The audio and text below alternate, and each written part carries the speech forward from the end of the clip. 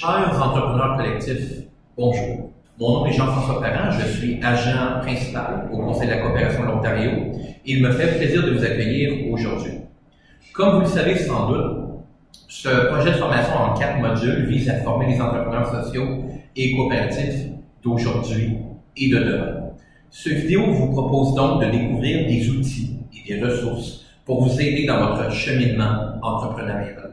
Que vous soyez à l'étape de concevoir votre idée d'affaires, à l'étape de rédaction de votre plan d'affaires, que vous envisagez de faire une étude de faisabilité, une étude de marché, ou encore vous êtes en train de monter votre entreprise directement, il est crucial de penser à certains éléments critiques et de réfléchir aux meilleurs outils disponibles pour vous. Nous sommes donc ici pour vous aider. Voici donc quelques éléments pratiques pour vous aider dans la conception de votre entreprise sociale, de votre coopérative, de votre organisme sans but lucratif, de votre association communautaire ou de votre mouvement. Tout d'abord, comme premier exemple, pensez design. Le design thinking est une approche de l'innovation et de son management qui se veut une synthèse de la pensée analytique et de la pensée intuitive. Il fait partie en fait d'une démarche plus globale appelée design collaboratif. Cette méthode s'appuie en grande partie sur un processus de co-créativité impliquant des retours de l'utilisateur final. Ce processus, appelé en anglais design thinking, a été développé à l'Université de Stanford durant les années 80. Ce processus comprend en tant que tel 5 grandes étapes. Tout d'abord, la conceptualisation ou l'imagination d'un problème systémique que vous rencontrez dans votre projet d'entreprise. 2. La définition du problème dans toutes ses composantes et dans toutes ses sous-composantes. 3. La systématisation, où l'on fera preuve de génération de nouvelles idées, comme par exemple à travers des exercices de remue-ménage ou des laboratoires d'idées. 4. Le prototypage, où on expérimentera avec des versions de la solution possible. Et 5. La phase test, où l'on mettra en application les versions de la solution retenue. Lorsque vous pensez justement projet et que vous songez à vous lancer en entreprise, il s'agit d'une toute bonne première méthode afin d'engager la réflexion sur votre produit ou votre service que vous voulez livrer dans votre communauté. Très important à garder en tête, ce processus n'est pas linéaire en tant que tel. Il est possible de faire plusieurs itérations de ces composantes et de revenir sur des étapes essentielles au tout début pour trouver par exemple de nouvelles pistes de solutions.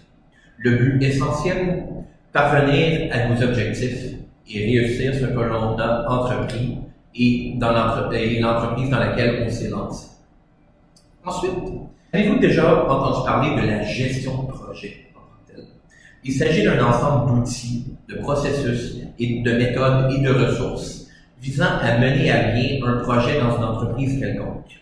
La gestion de projet est une démarche qui visant à organiser d'un bout à l'autre le bon déroulement d'un projet qui peut faire objet, par exemple, d'un contrat.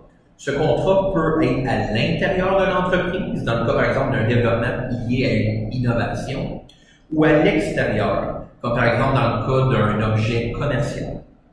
C'est tout l'opérationnel et le tactique qui font qu'un projet aboutit dans un triangle représentant l'équilibre qualité, coût et délai. Rappelez-vous que ces 3 éléments sont critiques à tout projet confondu.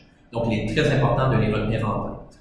Petite note au passage, lorsque la gestion de projet porte sur un ensemble de projets en tant que tel, qui ont le même objectif, on parle à ce moment-là de gestion de programme, de programme de projet, de direction de projet ou gestion de portefeuille ou de portfolio de projet en tant que tel.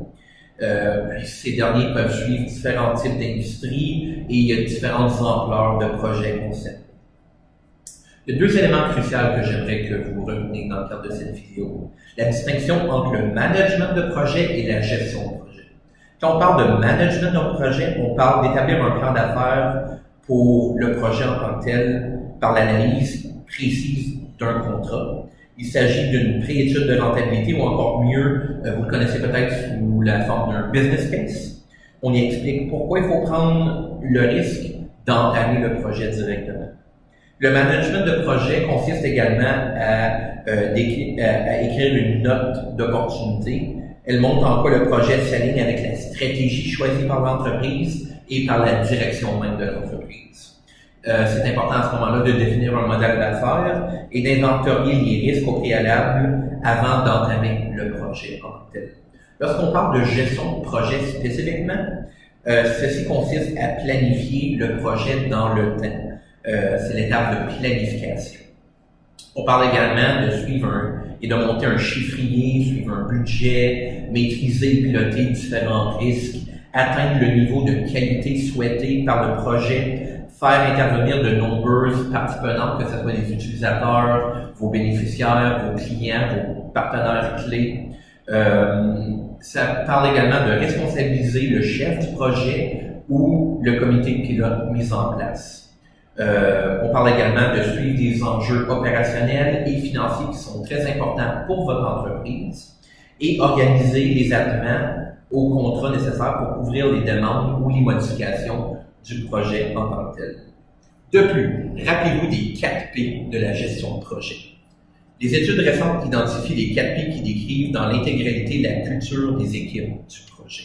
Tout d'abord, le plan. Il s'agit ici de tout ce qui concerne les activités de prévision liées au projet. Ensuite, le processus. Comme il est bien expliqué dans le PMBOK ou le Project Management Body of Knowledge, les projets sont constitués en grande partie de processus prédéterminés et savamment articulés. Ensuite, les personnes. Les personnes actives dans un projet sont souvent au cœur des grandes quantités de problèmes rencontrés, mais également au cœur des solutions. Et enfin, pensez les relations de pouvoir. C'est ce qui se réfère en d'autres mots à toutes les grandes lignes hiérarchiques, les décisions prises au cours du projet, aux organigrammes et ainsi qu'aux politiques entourant la construction de votre projet. Et en matière de gestion de projet, il y a 2 grandes méthodes que l'on peut retenir. La méthode Waterfall, c'est la méthode qui implique de faire un projet de façon linéaire et séquentielle. C'est la méthode classique, en d'autres mots, qui découle des débuts de la discipline depuis les années 1960. Une étape après l'autre, en d'autres mots. Et enfin, il y a la méthode Agile, qui est une méthode beaucoup plus récente, qui est dérivée des groupes de pratiques de pilotage et de réalisation de projets. Là, on parle environ début des années 2000, un manifeste qui a été écrit, le manifeste Agile. Puis ça concerne de multiples sous-méthodes mises en place. Les méthodes Agile se veulent plus pragmatiques que les méthodes traditionnelles et impliquent le maximum du demandeur, soit votre client, votre bénéficiaire ou votre utilisateur pour votre produit ou votre service. Et ceci permet une grande réactivité et une grande flexibilité par rapport à les demandes de votre demandeur. Elle repose sur un cycle de développement itératif et adaptatif et doit respecter 4 valeurs fondamentales qui vont comme suit. Une importance accordée plus aux individus et à leurs interactions que les processus et les outils en tant que tels. Des logiciels, des ressources, des outils opérationnels, plus qu'une documentation exhaustive. La collaboration avec les clients, plus que la négociation contractuelle. Et l'adaptation au changement, plus qu'un suivi exhaustif. On voit vraiment que c'est une méthode qui met l'humain au centre de la réflexion. Retenez ces 12 principes généraux. 1. Satisfaire le client en priorité. 2. Accueillir favorablement les demandes de changement. 3. Assurer le plus souvent possible la livraison de versions opérationnelles de votre produit ou service. 4. Assurer une coopération permanente entre le client et l'équipe du projet. 5. Construire des projets autour d'individus qui sont motivés. 6. Privilégier la conversation face à face plutôt qu'en différé. 7. Mesurer l'avancement du projet en termes de fonctionnalité de votre produit ou service. 8. Faire avancer le projet à un rythme constant et soutenant. 9. Porter une attention continue à l'excellence technique et à la conception. 10. Faire simple, tout simplement. 11. Responsabiliser les équipes envers le projet. 12, et non pas le moindre, ajuster à intervalles réguliers son comportement et ses processus pour être plus efficace.